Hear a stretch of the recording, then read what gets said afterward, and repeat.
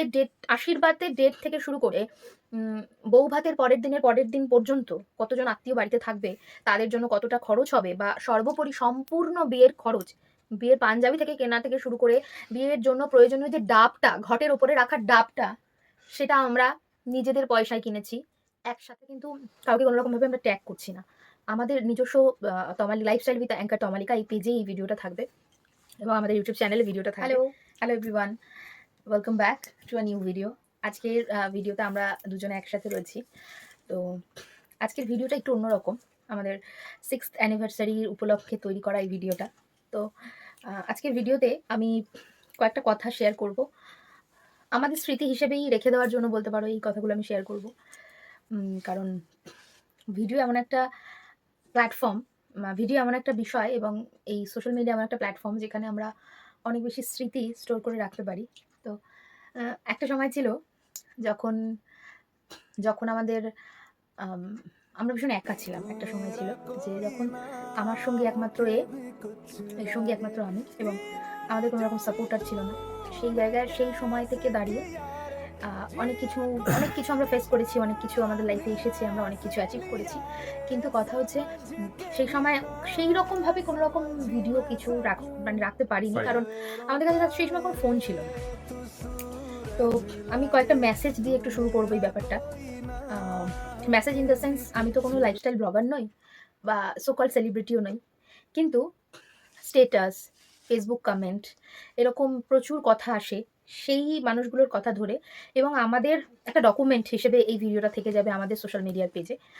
তো একটা কমেন্ট দিয়ে আমি একটু দেখাই, আমি এই যে এইভাবে দেখাই, আমাদের এলাকার সেরা জুটি তোরা, যেমন মিল তেমন সবকিছু, এরকম যেন চিরজীবন একসাথে থাকিস তোরা। এই মেসেজগুলোর মতন অনেক মেসেজ আমরা পাই, মানে আমি পাই, আমার স্ট্যাটাসে তো প্রচুর মানুষ আছে। একটু ফোনটা সাইলেন্ট করো। এরকম মেসেজেস প্রচুর পাই। তো সেই সেই সমস্ত মানুষদের কথার ভীষণ ইন্সপিরেশন দেয় আমাদের, আমরা খুব ইন্সপায়ার্ড হই। আর সেদিনকেই রাস্তায় চলতে চলতেই ওর পরিচিত, হয়তো ভিডিওটা এখন দেখবে, সঞ্চিতা দিয়ে নিশ্চয়ই দেখবে, আমি সঞ্চিতাদির সামনে দিয়ে হেঁটে যাচ্ছিলাম, নাকি গাড়ি করে যাচ্ছিলাম কিছু একটা।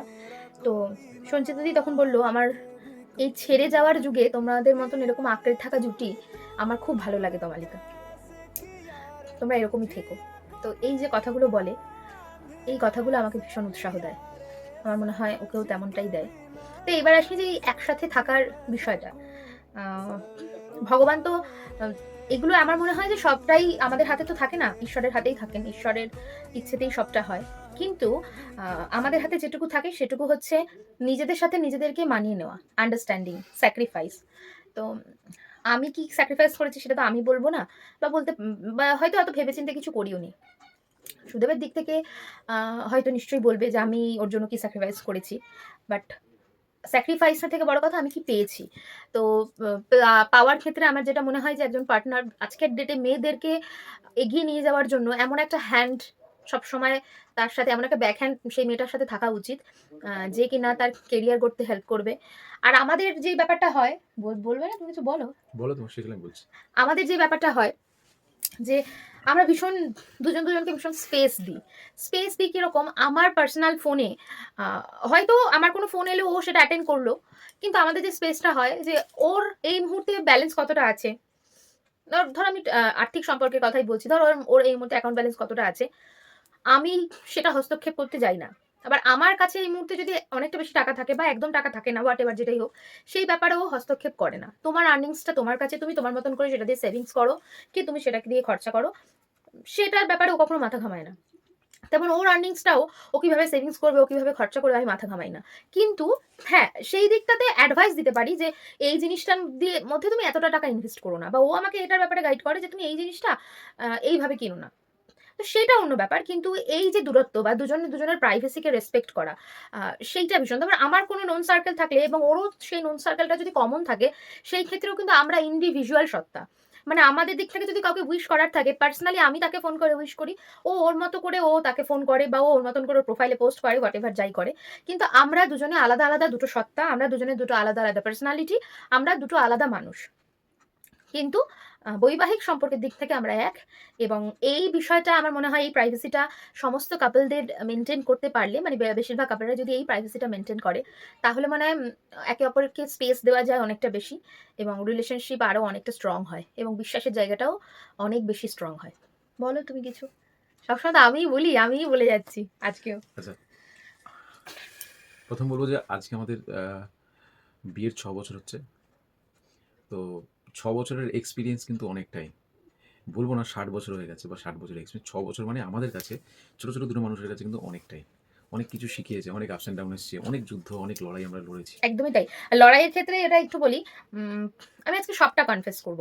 সেটা হচ্ছে যে যখন আমাদের বিয়ের কথাবার্তা চলছে সবকিছু ঠিকঠাক, আমাদের বিয়ের ডেট, আশীর্বাদের ডেট থেকে শুরু করে উম বউ ভাতের পরের দিন পর্যন্ত কতজন আত্মীয় বাড়িতে থাকবে, তাদের জন্য কতটা খরচ হবে, বা সর্বোপরি সম্পূর্ণ বিয়ের খরচ, বিয়ের পাঞ্জাবি থেকে কেনা থেকে শুরু করে বিয়ের জন্য প্রয়োজনীয় যে ডাবটা, ঘটের ওপরে রাখার ডাবটা, সেটা আমরা নিজেদের পয়সায় কিনেছি, একসাথে কিনেছি। আমার যেদিন বিয়ে তার আগের দিন বাড়িতে লাস্ট আইবুড়ো ভাত দেয়, সেই দিন সন্ধ্যাবেলাতেও আমার রিলেটিভসরা যদি ভিডিওটা দেখে, তারা সেদিন সন্ধ্যাবেলায় এসেছে, তমালিকা কোথায় মেহেন্দি পরবো কিনা, ও কি করবে, আমাকে পায়নি। আমি আমার বিয়ের বাজার করতে গেছিলাম। হ্যাঁ, এবার এখানে বলতে হবে যে এত তো রিলেটিভস, তাহলে কি কাউকে দায়িত্ব দাওনি? উম আসলে দায়িত্ব এমন একটা জিনিস না যেটা কখনো দিয়ে দিলে হয় না। সেটাকে নিজের মতন করে নিতে হয়। আর হ্যাঁ, তাই বলে এটা নয় যে আমার রিলেটিভসরা দায়িত্ব কিছু নেয়নি। তারা দায়িত্ব বহন করেনি। অবশ্যই করেছেন।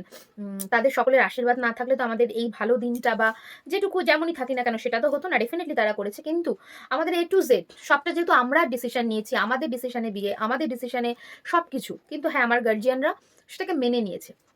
যা হয় একটা মেয়ের বাড়ির দিক থেকে আম নানা রকম সমস্যা তৈরি হয়। বাট আমার ক্ষেত্রে হয়তো শুরুর দিকে একটু ছিল। কিন্তু তারপরে সুদেবের অনেস্টি সেই জায়গাটাকে হার মানিয়েছে। এখানেই আসবো যে সুদেব সেই ব্যাপারটাকে জয় করেছে।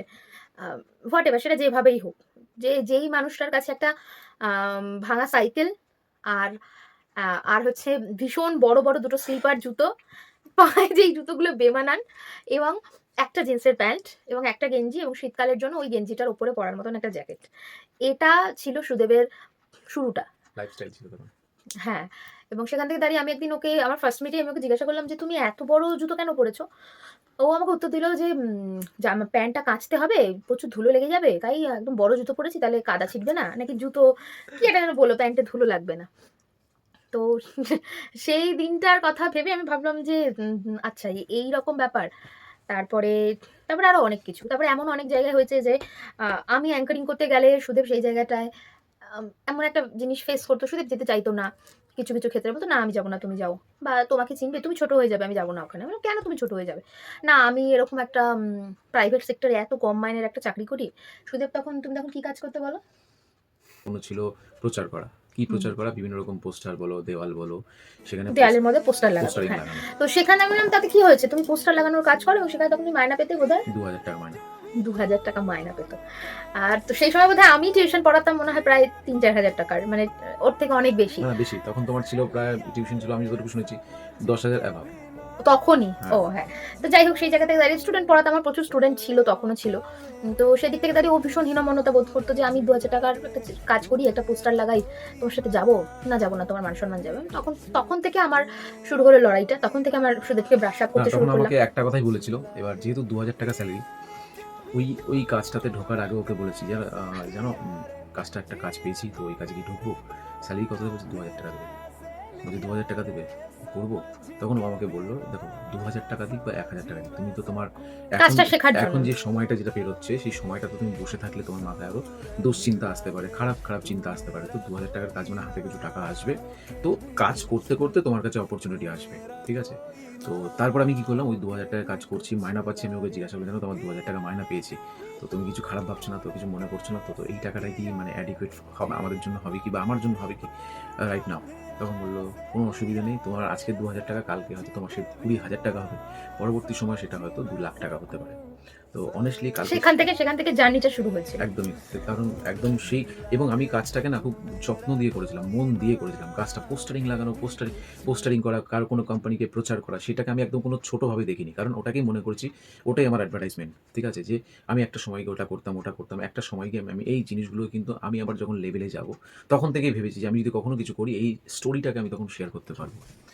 আজকে মানে তোমাদের ভালোবাসা, তোমাদের আশীর্বাদ এবং তমালিকার ওর অশেষ সাপোর্ট এবং ভালোবাসা, কারণ ও না থাকলে আজকে সুদেব থাকতো, সুদেব শীলের যে নামের যে মর্যাদাটা, সেই জায়গাটা হয়তো কখনোই হতো না। না, অবশ্যই এটা আমাকে অনেকেই বলে। অবশ্যই আমি একটু শেষ করি। অবশ্যই মা বাবা সবসময় আগে, মা বাবার আশীর্বাদ আছে, ভালোবাসা আছে সবসময় আগে, কিন্তু মা বাবা অলওয়েজ সাপোর্ট করছে, অলওয়েজ ভালোবাসা দিচ্ছে, সব কিছুই ঠিক আছে, এখনও মা বাবা আমার মাথায়, ঠিক আছে, কিন্তু এই মানুষটার গুরুত্বটা কিন্তু একদম অপরিসীম, একদম অপরিসীম, কারণ এই মানুষটা না থাকলে তখনকার সুদেবশীল, আজকের সুদেবশীলের মধ্যে অনেক ডিফারেন্স আছে।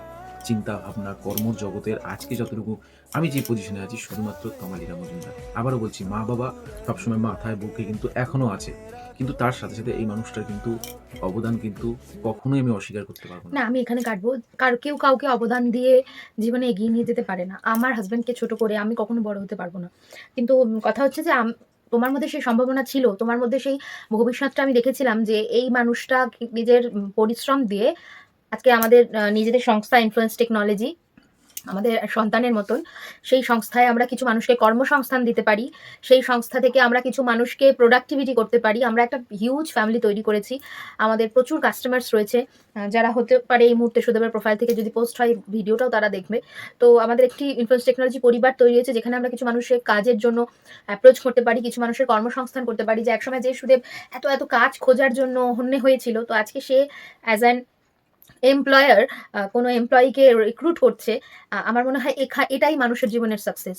এবং আরেকটা বিষয় আসবো, সেটা হচ্ছে যে তোমার মধ্যে সেই সম্ভাবনাটা ছিল বলে আজকের এই জায়গাটা হয়তো এখনো আমরা বিরাট কিছুই অ্যাচিভ করতে পারিনি, কিন্তু তারপরেও মাথার উপরে একটা সুখের ছাদ এবং বেঁচে থাকার জন্য দুবেলা একটু ভালো খাবার, এবং তার সাথে ৩ বেলা একটু ভালো খাবার, এবং তার সাথে চলার জন্য ভালো পোশাক, এবং তার সাথে আমাদের নিজেদের ইনকামে কেনা আমাদের নিজেদের একটা ছোট্ট, কিন্তু আমাদের কাছে সেটা একটা বিরাট ব্যাপার, একদম। আমাদের স্বপ্নের গাড়ি। তো এইগুলো আমরা অ্যাচিভ করেছি। এবার গাড়ির বিষয়টায় আসি। সুদেবের সেই একটা রেঞ্জার সাইকেল ছিল, তো সেই রেঞ্জার সাইকেলের পেছনে চলতেই না আমরা কথা বলতাম, স্বপ্ন দেখতাম যে একদিন আমাদেরও একটা গাড়ি হবে, আর তুমি ড্রাইভার সিটে বসবে, আমি তোমার পাশের সিটে বসবো। কি তুমি পারবে তো? তো সেখান থেকে দাঁড়িয়ে হ্যাঁ, সেই অ্যাচিভমেন্টটাও আমরা করেছি, একসাথে করেছি। না, তখনও সেই ভুলটাকে আমাকে মানে ভুলটা শুধরে দিয়েছে, এবং আমার মনের মধ্যে যে মানে ডাউনটা ছিল সেটাকে হাই করেছে একমাত্র ও। তখন আমি ভাবতাম হ্যাঁ, কি, হ্যাঁ, হ্যাঁ। না, ওটা বাইকের ব্যাপারে। বাইকের ক্ষেত্রে যেটা বলছি, সে ফোর হুইলারের ক্ষেত্রে অনেকটা লাস্ট, বাইকের ফোর ক্ষেত্রে হুইলার যখন আমরা নিয়েছি তখন অলরেডি আমি 6 মান্থস প্রেগনেন্ট, এবং সেখানে আমি এটাও বলে দিই যে আমাদের ফোর হুইলার নেওয়ার প্ল্যানিংটাই ছিল সম্পূর্ণ আমাদের বেবিকে কেন্দ্র করে। আমাদের বেবি যখন আসবে আর কি 6 মান্থস, তখন আমাদের মনে হলো যে না, এবার আমাদের এই মুহূর্তেই একটা গাড়ি দরকার, যেই গাড়িটাতে আমার চেক আপ থেকে শুরু করে তারপরে বেবি হওয়ার পরে তো ভীষণ উপকার লেগেছে, খুব হেল্প হয়েছে। অনেক রকম আমাদের এমার্জেন্সি ইস্যু এসেছিল বেবিকে নিয়ে, তো সেই মুহূর্তে গাড়ির কারণে আমরা চট করে ডাক্তারের কাছে পৌঁছতে পেরেছি। তারপর আমার চেক আপ সব কিছু, আর তারপরে তো আমার শোয়ের কারণে তো অবশ্যই হেল্পফুল গাড়িটা। তো সেটা আমার মনে হয় এগুলো আমাদের জীবনের সাকসেস, কারণ অন্য কেউ আমাদের সাকসেসফুল বলবে, সেটার থেকে একবার নিজে আয়নার সামনে দাঁড়িয়ে নিজে কি করেছি সেই অ্যাচিভমেন্টগুলোকে ফিল করে যদি মনে হয় যে হ্যাঁ, আমরা সাকসেসফুল, তাহলে আমার মনে হয় যে সেটাই জীবনের সফলতা। এই ফোর হুইলারটাও কিন্তু কিনতে চাইনি, তার আগে টু হুইলারটাও কিন্তু কিনতে চাইনি। হ্যাঁ, বাইকের ব্যাপারটা বলি। বাইকটা তো ওর আগে তো আমি নিজে স্কুটি কিনে নিয়েছিলাম। আমি বোধহয় টিউশন পড়াতাম, সেই সময় দাঁড়িয়ে স্কুটি ফুটি কিনে নিয়েছি, যে যা হবে হবে, ওই ইএমআইতে দিয়ে দেবো, ঠিক কিনে নেবো।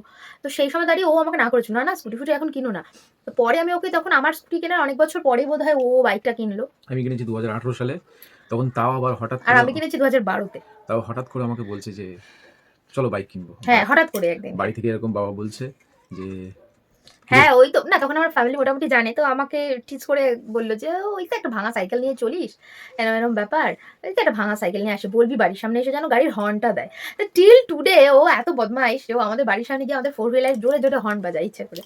তো সেইটাও হয়েছে যে বাইকটাও আমাদের একটা সঞ্চিত অর্থ ছিল, ওর ছিল সেটা, এবং আমি কিছুটা হেল্প করেছিলাম, করে নিয়ে আমরা ডাউন পেমেন্ট দিয়ে আমাদের বাইকটা নেওয়া হলো, ওর বাইকটা নেওয়া হলো। তো এই এবং যেদিন কারণে বাইকে চালানোর ব্যাপারটা বলো, যেদিনকে বাইক কিনতে আমরা গেছি, সেদিনকে ও তো বাইক চালাতেই পারে না। এবার দোকান থেকে বলছে নিন আপনার গাড়ির চাবি, তখন ও বলছে চালিয়ে দিয়ে আসবে না, তখন দোকানওয়ালা বলছে চালাতে পারেন না, ও বলছে না আমি চালাতে পারি না, কারণ ও কোনো না কোনো সময় একজনের বাইক চেয়েছিল, তো সে তাকে ডাইরেক্ট না করে দিয়েছিল বলে ও আর তারপর থেকে কোনোদিন কারোর গাড়ি ঠাড়ি চায়নি, ভেবেছিল যে নিজে যেদিন কিনতে পারবো সেদিন চালানো শিখবো।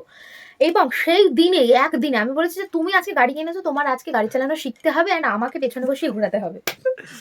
সেই দিন গাড়িটা শোরুম থেকে দিয়ে গেল ওরা। তারপরে আমাদের বাড়ির কাছে একটা মাঠ রয়েছে, সেই মাঠে সে গাড়ি ফার্স্ট গিয়ারে গাড়ি ঢাক ঢাক ঢাক ঢাক করতে করছে, এরকম করতে করতে ও তো পারছেই না ব্যালেন্স।